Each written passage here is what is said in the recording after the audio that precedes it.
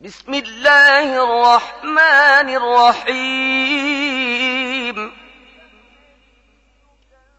أرأيت الذي يكذب بالدين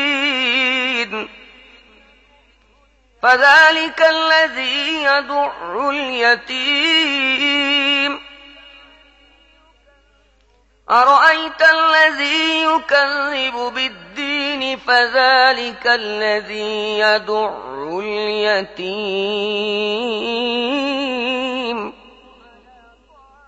ولا يحض على طعام المسكين فويل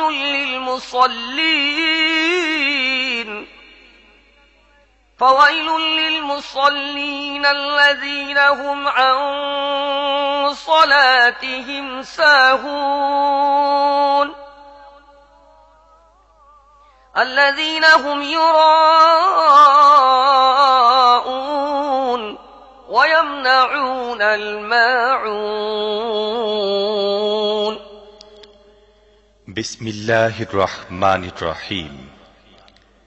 তুমি কি তাকে দেখেছো যে আখিরাতে পুরস্কার ও শাস্তিকে মিথ্যা বলছে? সেই তো এতিমকে ধাক্কা দেয় এবং মিসকিনকে খাবার দিতে উদ্বুদ্ধ করে না। তারপর সেই নামাজীদের জন্য ধ্বংস যারা নিজেদের নামাজের ব্যাপারে গাফলতি করে, যারা লোক দেখানো কাজ করে এবং মামুলি প্রয়োজনীয় জিনিসপাতি লোকদেরকে দিতে বিরত থাকে।